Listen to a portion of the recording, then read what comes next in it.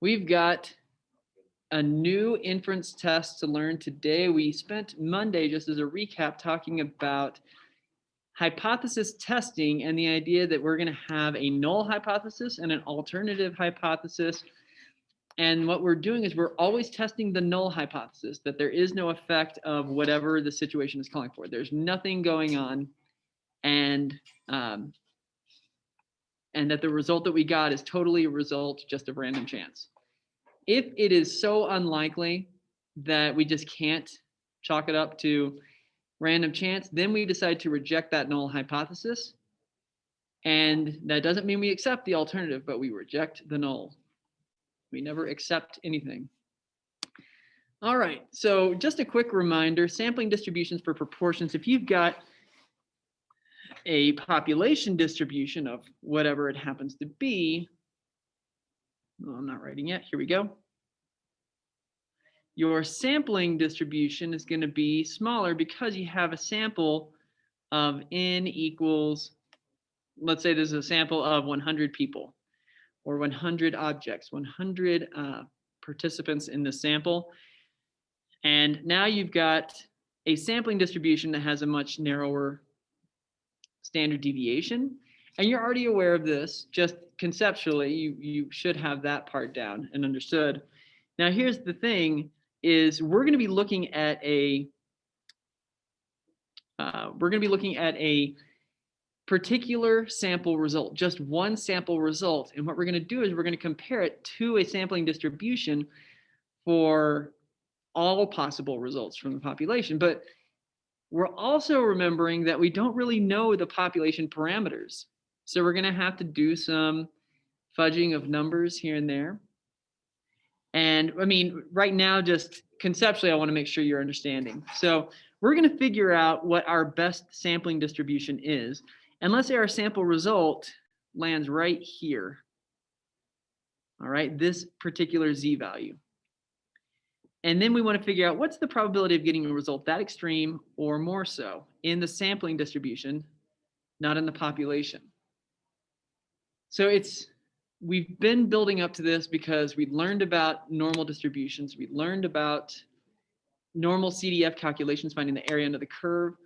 And now we've learned about sampling distribution, so we know how that changes the calculations a little bit.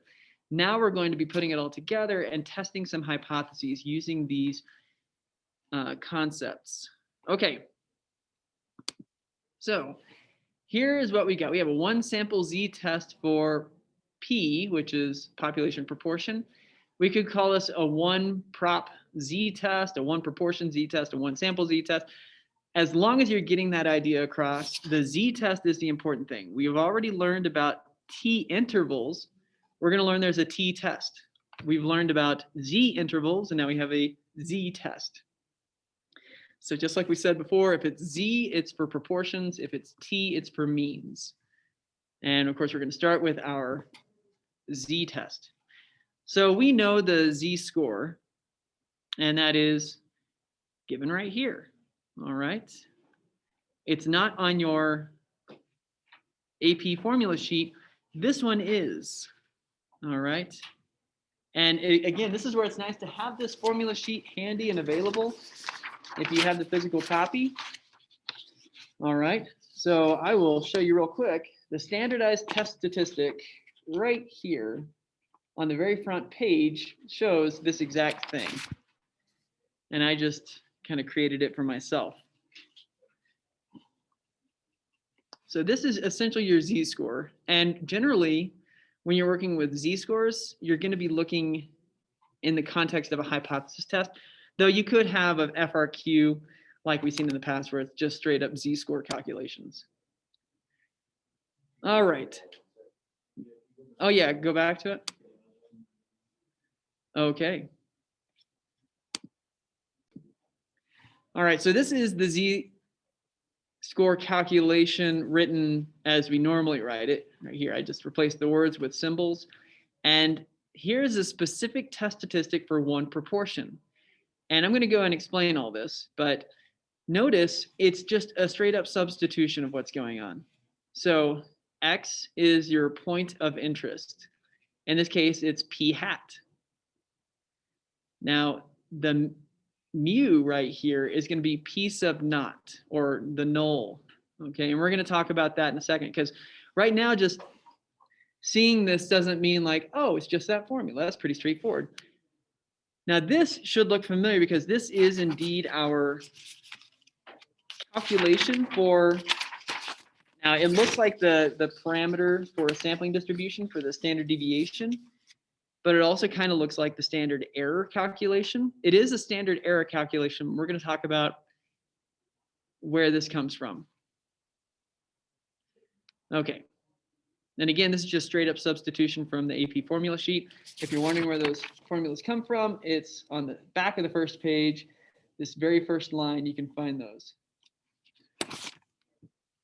Okay. Assuming everyone is good to go. What we've got here is the test statistic that is going to help us conduct the one sample z-test for proportion. And this is not on its own the test. This is a calculation that we need to perform along the way. And this is a z-score for a sampling distribution for proportions with the same sample size as p hat was generated from. So again, remember at the beginning I showed you if you had a sampling distribution with n equals 100, this represents what are the likely outcomes for a sample with size 100. And where is our particular result? It could be right here, right? And so we need the z-score. The z-score that we're calculating is this one right here. That we call it the test statistic. It's important to know that that terminology, I guess.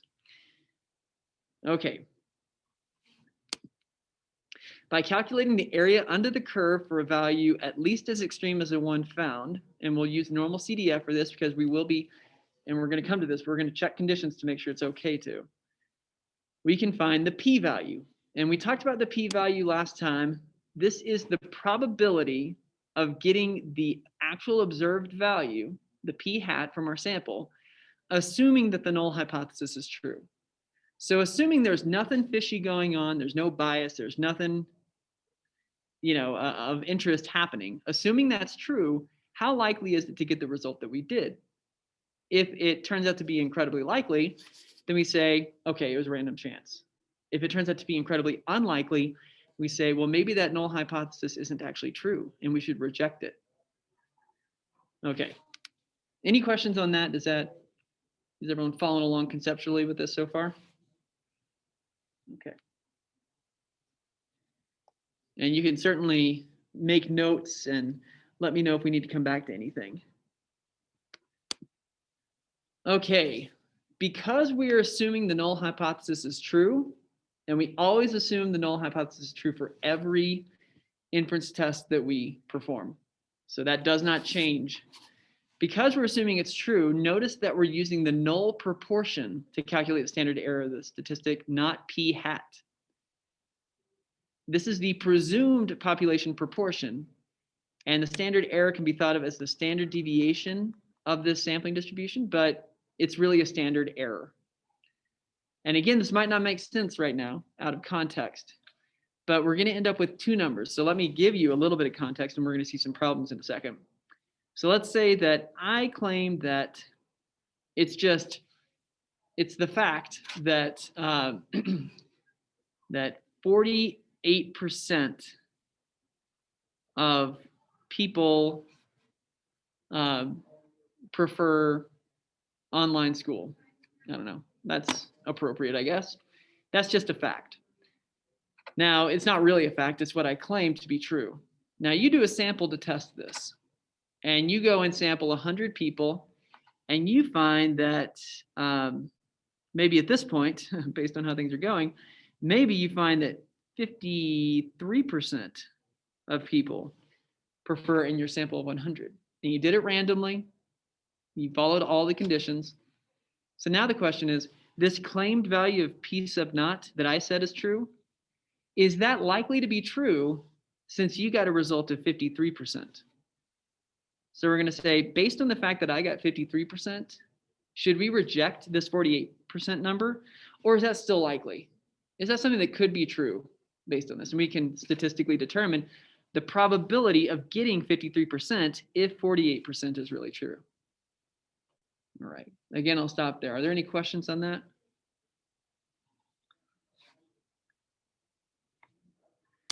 All right. So 48 is what you expect to get, and 53 is what you actually get. Yeah, 53% in that scenario I just made up, 53% was what we found from a sample. 48% was what was claimed by someone. In this case, it was me. I claimed it was 48%. You're not sure it's true. Now, in this case, I know in reality you don't care, right? If I said 48%, you'd be like, sure, that's true. But there are times where you'd want to test something that's claimed. Like this 48%, we need to make sure it's true. So I'm going to do a sample, make sure it matches up. And if you got 53%, maybe statistically you find out, I don't think that 48% statistic is correct. I think it needs to be adjusted. Okay, let's pause and consider what we're doing for a second. So the calculations, as far as this goes, is we're essentially finding a z-score, calculating the area under the curve using normal CDF, and we must first make sure these calculations are appropriate. So we need to make sure we meet certain conditions, and hopefully you're familiar with these.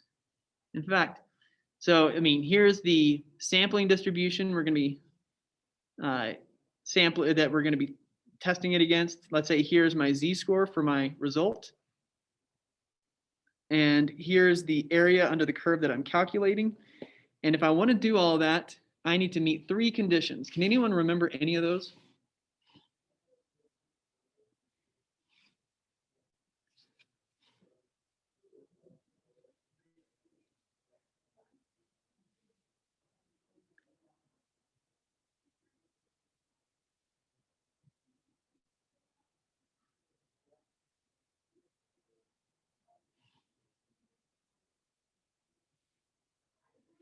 It's one of those things that when I show them to you, you're gonna be like, oh yeah. But can anyone remember any of the conditions we need to meet before we can use normal calculations? Has to be random. Has to be random.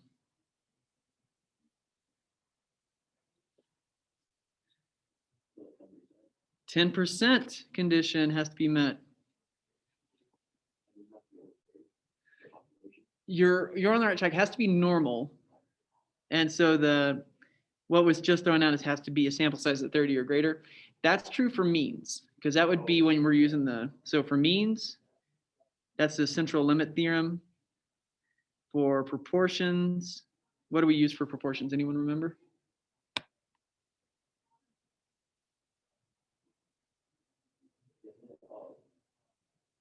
Oh, yeah, like P times N greater than P greater than N equals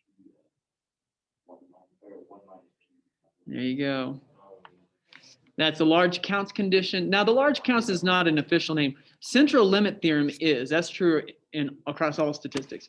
Large counts is not like an official name, but the test is well known. So make sure you show your numbers when you do that. And today we're working with proportions, so we're only going to be focused on this. But both of these check normality. If we want to use normal calculations, it has to be a normal distribution. If we want to use the simple calculations, then we need to make sure we're not using more than 10% of the population.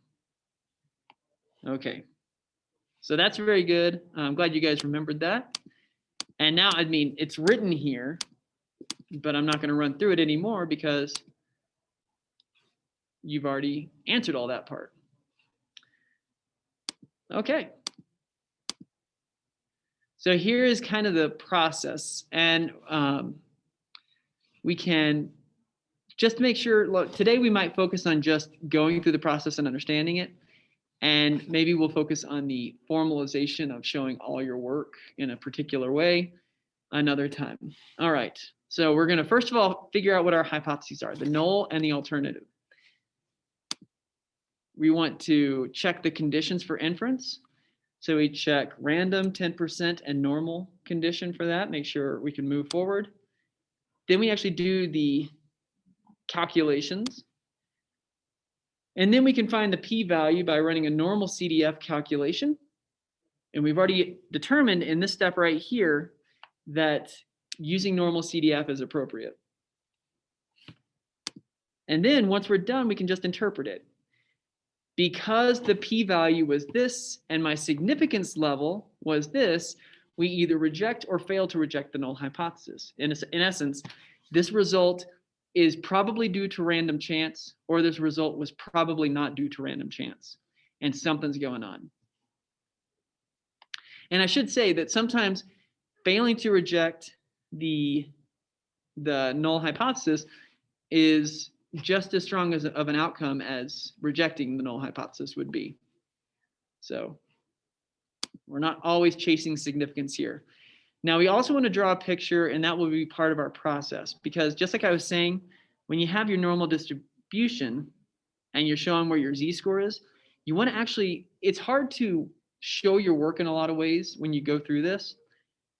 But if you can draw a picture to say, basically, I'm calculating this area to find my p-value, and the area under the curve is your p-value. But I'm basically calculating that. If you can show that and show your numbers, here's my z-score, or my test statistic is a better way of saying it. And anyways, drawing pictures is a really good idea. Here is some practice with this. And I'll just kind of, oh yeah. There's a question to show, nope, I didn't do it. Here it is. So if you want to take a screenshot of that, you can. Okay. And if you want to come back to that later because you realized you did want to look at it some more, just let me know. So our practice for right now, a new player joins the flag high basketball team. She claims to be an 85% free throw shooter, thinking that she's exaggerating her skill. You observe her during practice and see that she makes 38 of 48 free throws. Is her claim true? Now we ask, is her claim true, but we don't ever say, yes, it's true, or no, it's not true. We hedge our language a little bit.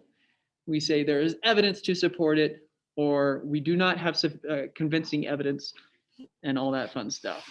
But essentially, we can still ask that question, is her claim true? So let's kind of go through, and I do want to formalize this to some degree. We're just not going to have the actual, steps written out like we have in the past.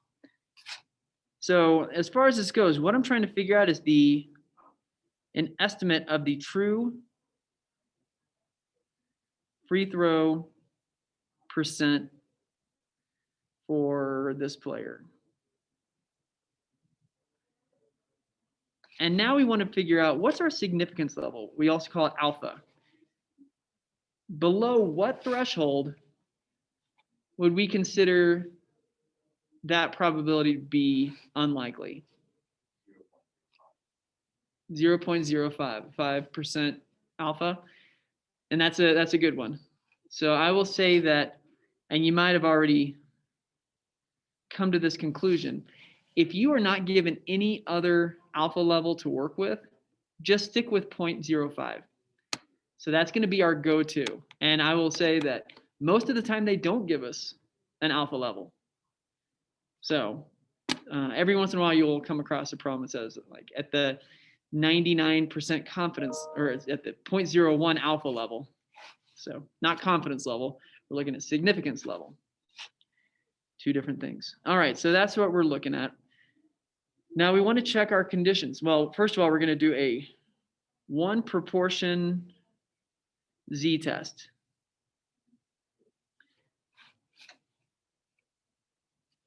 Maybe I should write out proportion, but again, I believe an AP reader would count that, but maybe I shouldn't be so lazy. All right, we need to check conditions. We already determined those. I'm just going to quickly do it. So first of all, is it random? It never says the word random, but we can assume that any set of 48 free throws is a random sample. So maybe we say something to that effect. We can assume that these 48 shots represent a random sample. So at least you're saying that here's my thought process. Here's why I'm going to count it as random. All right, so that's the first one. So I decided not to be lazy and actually write it out right there. The second one, is it 10%? Now, here's the thing, honestly, with the 10% condition, that's if we're sampling without replacement, right? So if we're testing, the sugar content in Oreo cookies, there's a finite number of cookies, and technically when you take one, you can't sample it anymore, right? There's an infinite number of shots that are available. So there's really no population. So we can answer this two ways. We could say, yes, this meets the 10% condition because it represents less than 10% of the population. We could also say there is no population since an infinite number of shots. Now, this is maybe not how you'd want to answer it. The short thing is just say, yes, it's less than 10% of the population. Since there's an infinite number of shots are possible. And what this is really, the 10% condition is really for, is to make sure that if your results are not independent, that you're not getting too many in your sample. We could also say each shot can be considered independent.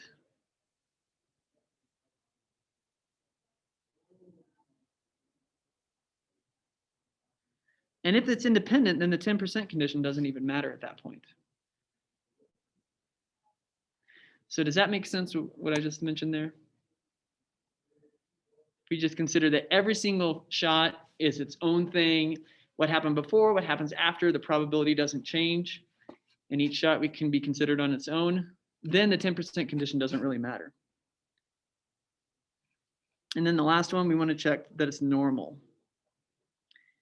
And that means we want to make sure that n times p is, and then n times 1 minus p are greater than or equal to 10. Actually, I didn't want to do arrows right here. So that needs to be greater than or equal to 10. This needs to be greater than or equal to 10. N times p, there were 48 shots. 48 times 0.85. And notice right here what I'm doing, maybe I should clarify this. This is going to be p sub naught. All right. And when I say p sub naught, that's the null hypothesis value. She claims to be an 85% free throw shooter. So this is my null proportion. This is what we're testing. So we're going to use that for our calculations. All right. And then now the next one, it's going to be 48 times 0.15. I don't know that number. So that's 7.2. And then 48 times 0.85 is 40.8. So this one meets it. This one, oh, sorry, that's just an equal sign. I don't know what I'm doing. So that one meets it, but this one does not. Okay. Oh, just give up and walk away. Just drop your stats class. We can still do this. Here's what I would say. I would say this does not meet. Here's where I might get lazy. This does not, well, I'll write it out. This does not meet the normal condition.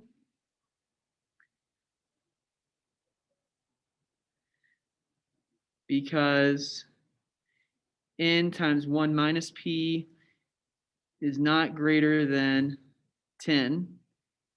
So our results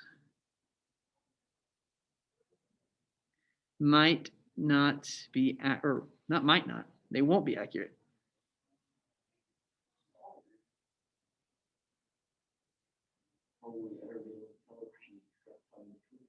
I know, we need to get to the bottom of this. We can't have liars walking around the halls at flag high. Okay. So there it is. We made a comment to this effect that says we checked it. It's not good. I'm still going to do my analysis because you want to see that I can do my work. But this also shows that I know my concepts. What would we do instead of force her to shoot like 100 shots? Yeah. Yeah. We can figure out the sample size we need. Okay. Now we can move into the actual calculation. Now we are finding a Z statistic. And that's going to be, or let me not write Z yet. So our test statistic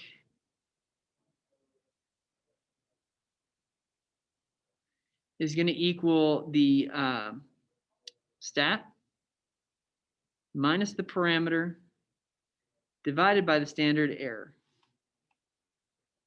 And this is actually, just to show you again, I just copied this from the AP formula sheet, that one right there on the front page. So now I'm going to actually substitute in. I'm searching for a Z statistic, and my stat is this 38 out of 48. So maybe I should figure out my p hat right here. That would have been a good thing to do. 38 divided by 48 is 0.7917.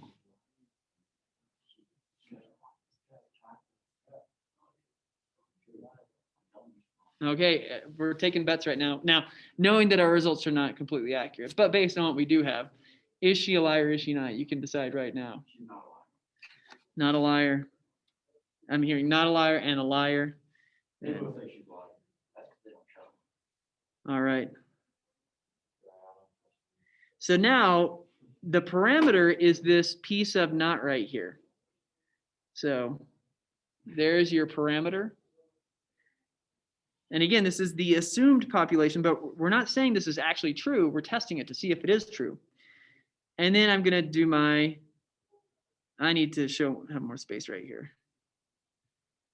So let me give myself a lot of space to write this. It's going to be 0.85. I'm using P sub naught for this. I'm not using the 0.7917 that we calculated. I only use that as my value of interest. So that's going to be times 0.15. My sample size is what? 48. So now we can actually calculate our test statistic. Write that down when you've got an answer. But I got as well. So looking at this, negative 1.13, and this is where we could draw a diagram, because let's figure out what this means.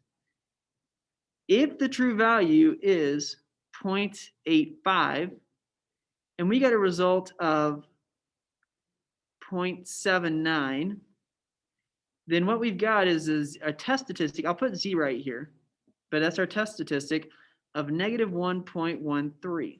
So that's basically 1.13 standard errors in this case away from the mean. So what's the probability of getting that result or anything more extreme in this direction? So we want to figure out this value, and this value right here represents the p-value. Okay, so how do we do that calculation? What's our normal CDF? Go ahead and do that. You have your number.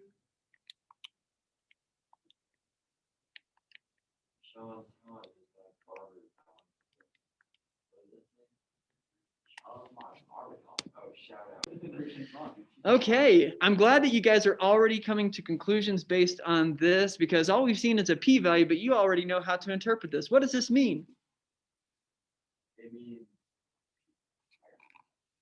Our significance level is 0.05. Our p-value is 0.129. What do we determine as a result? Yeah. we determine that because it's greater than that she is not necessarily lying, that we can fail to reject. We're not just rejecting. We fail to reject. Fail to reject means that it's an affirmative, or it's not affirmative. It means it's not negative. You're right. You're right. We have not decided to reject it. We have decided, and the way we would phrase this is that we do not have convincing evidence that she's really not an 85% free throw shooter. And maybe the question coming to your mind is like, well, then is this where we leave it? For right now, yes. But let's say you have her take another, 52 shots so she gets up to 100. Then we have a bigger sample size. And if she's still only shooting 79% with 100 free throws, that changes our calculation right here. And maybe at that point, we can reject the null hypothesis. Well, then we can do some actual. Who can say? Never requires some advanced statistics. Not really, just requires doing another calculation. All right, so we want to actually summarize this. And here's what I'm going to do. I'm going to clear this page. We have our numbers. I just don't have enough space to write the rest of this, so I'm going to clear the space. All right, if you want a screenshot of that, you can do it real quick. I'm giving you 5 seconds to get that done. All right, let me clear. So, knowing what we did, here's my conclusion. Because the p-value 0.129 was greater than alpha, we fail to reject the null hypothesis. There is not convincing evidence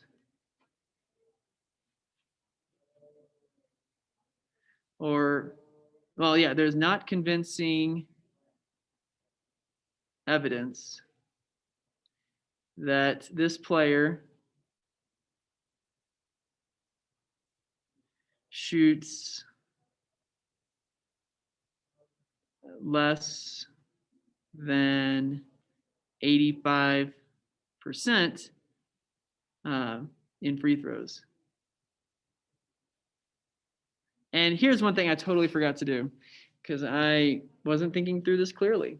I forgot to even set up our hypotheses. Hopefully you guys were catching that. You're like, why did we never write down our hypotheses? I just thought of this at this moment. Okay, so that would have been points off for me. So bad example today. But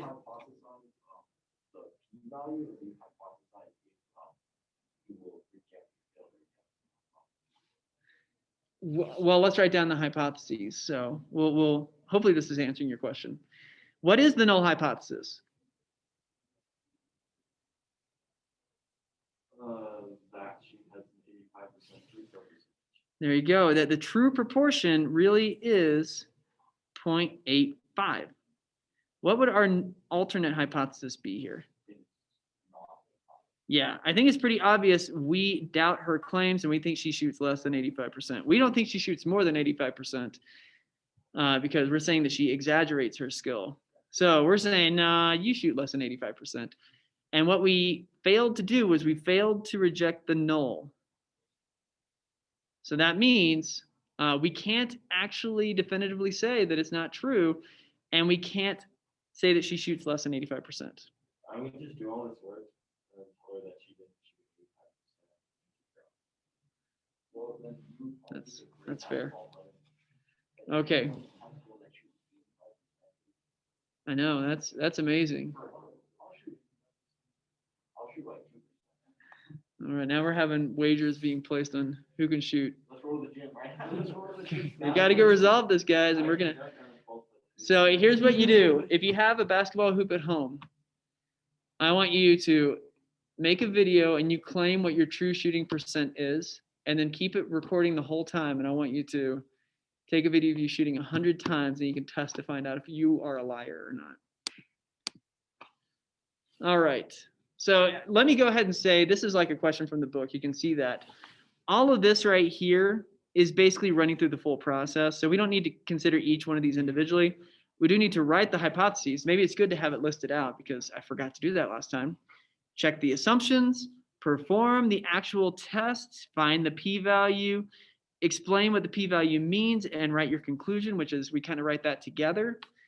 And then this also ties into it. Do environmental chemicals cause congenital abnormalities? And well, that last question is kind of its own thing, but we'll get to it. So now let's, just so you understand, the A, B, C, D, E, we're just going to run through this problem. In the 1980s, it was generally believed that congenital abnormalities affected about 5% of the nation's children. Some people believe that the increase in the number of chemicals in the environment has led to an increase in the incidence of abnormalities. A recent study examined 384 children and found that 46 of them showed signs of abnormality. Is this strong evidence that the risk has increased? Okay. Has the risk increased?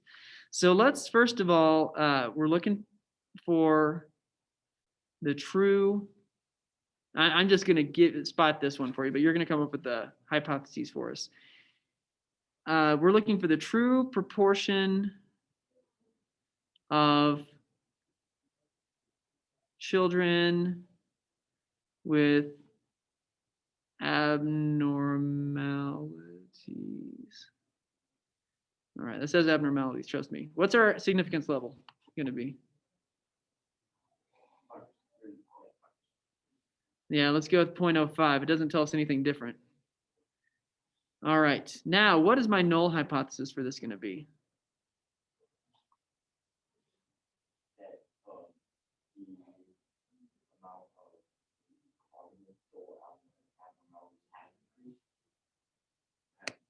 That's not. So null is that there is no change. So what would our P be in the null hypothesis?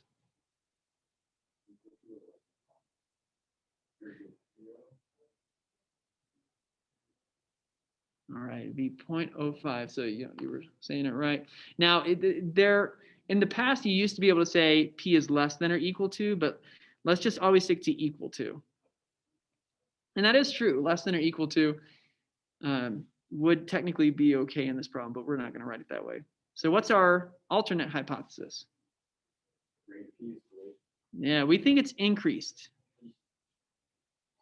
All right, and this is probably as far as we're going to get today. And then tomorrow we're going to complicate it just a little bit, but then we have some other stuff we can do. I don't know, like 15 minutes, something like that. No, it's not till next Monday or Tuesday or something. All right, let's go ahead and run through this from here. We're going to do a one. I'm going to write it differently this time just to show you. So this is a one sample z-test. That z-test is really important. But the one sample z-test, and then you want to show us for proportions. Again, you could probably get away without it as long as it's incredibly clear what you're intending to do. You could even write it out as like a sentence. I am going to test this one sample using a z-test to find out the true proportion. Okay. Now we can check our assumptions. I will be lazy on this one. I'm not going to write it out just to save some time. If this is a real FRQ, I would not want you guys to be lazy. So first of all, is it random?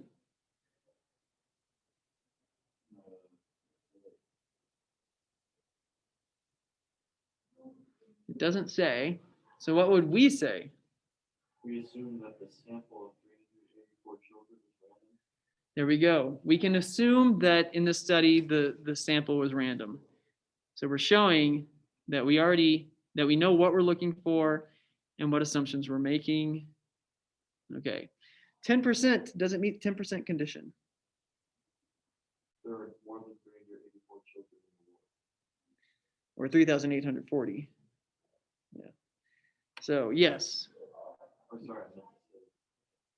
Yeah, so yes, this meets the 10% condition. I'm not going to write it, but again, we would want to say something to the effect, yes, 384 children is less than the total population of children. Yes, less than 10%. Thank you for that important distinction. Normal. Is this normal? How do we check it? Large count. So 384, we know that's the sample size. What am I going to multiply it by? Which one? 0.05. We're going to multiply by P sub naught. Maybe here's where we can specify P sub naught is 0.05. P hat is what?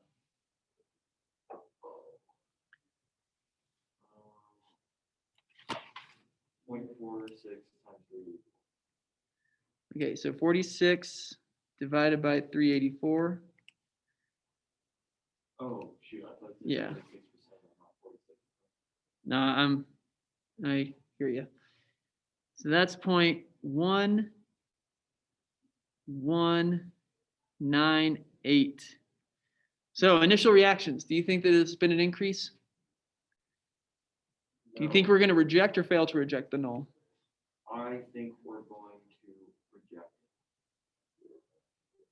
All right. And this is actually a form of kind of getting better statistical literacy and fluency, is if you can look at some results right off the bat and already have an intuition of like, oh yeah, this one's getting rejected. Then the more you can do that and the more you accurately assess that, that's just showing that you're really getting the concepts. So I encourage you to make a prediction. Wait, why are you Because I don't know what I'm doing. Anyways, that should be 0.95. Okay, now you can multiply, make sure we got 10.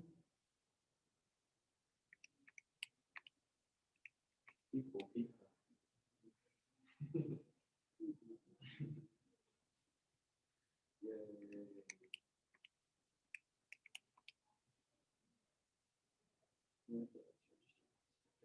All right. So yes, we met in both cases. And it is highly unlikely you're going to get a situation where you don't meet all the conditions. But and I will say, I've mentioned this before, but I just want to keep reiterating it. The one condition you cannot fail at is the random condition. 10% normal, you can kind of fudge it and say, these numbers aren't going to be accurate 100%. If you fail the random condition, then you say, this entire test is useless. All right. But I can guarantee you that will never happen. You will have random samples. So sorry about that if you wanted to get out of doing work. Okay. Now we've checked our conditions. Let's perform the mechanics. We have our test statistic. Test statistic is going to equal the stat minus the parameter divided by the standard error. The test statistic in particular is we're finding Z. The stat is 0.1198. The parameter, I'm doing this quickly. Hopefully I'm not taking away from your thinking through it. All right, but I will pause there because I'm just kind of rushing through. Is this exactly what you guys know what to do, or are there questions on how I came up with any of this? What's that? All right, well, maybe you guys can fill in the rest of that. I'll leave that part blank, and then you guys can tell me what you wrote down. Okay, so now we've got our completed test statistic calculation. You can actually run through and do the calculation, and we can come up with what that number is going to be. No? I believe we only have 4 minutes left, so let's finish this up. So 6.275, whatever. I mean, I'll just round the 6.276. That's what I got as my answer. This is just an outrageous z-score. So imagine that's a normal curve right here that's going. We're saying here's 1, 2, 3, 4, 5, 6. There's the 7th. So our z-score ended up way up here, our test statistic. And we're going to test this right here. This right here is my p-value. And notice I'm labeling it every time. This isn't just for your benefit. This is a good idea to actually write it. My z-score is 6.27, or that'd be 6.28 if I rounded it. All right. So there we go. I've got my z-score. I've got this. I need to do the normal CDF calculation. And I mean, not that we really need to see this. We know we're going to reject the null. We should know we're going to reject the null hypothesis. So anyways, 6.276 as my lower bound, 99 as my upper bound. I got a z-score, or sorry, a p-value of 1.744 times 10 to the negative 10th, which is my p-value. I think it's safe to say we're going to reject the null. Okay, So my conclusion here is because the p-value is less than the null, and we wouldn't put numbers in, so here's where I'd put my 1.744 times 10 to the negative 10th is less than 0.05. We reject the null hypothesis. There is convincing evidence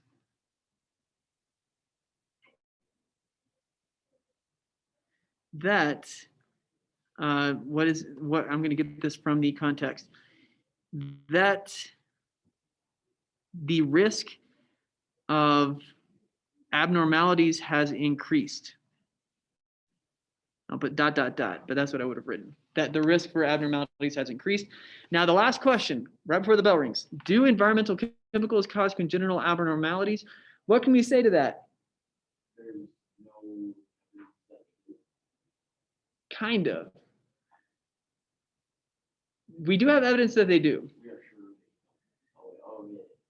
sure. Yeah. We've actually found some evidence that they do cause abnormalities, but just to answer this quickly, we are not assessing causality here. So we cannot make a claim that they cause. We can just say that there's evidence that there's an association between chemicals and well, we haven't even talked about associations technically, but you have to be careful how you phrase that, because we've just shown that there's evidence that abnormalities have increased. And then later you could do an analysis to say this increased, that increased. All right, that's the end of class, guys. Thanks for sticking around, and we will finish this up tomorrow.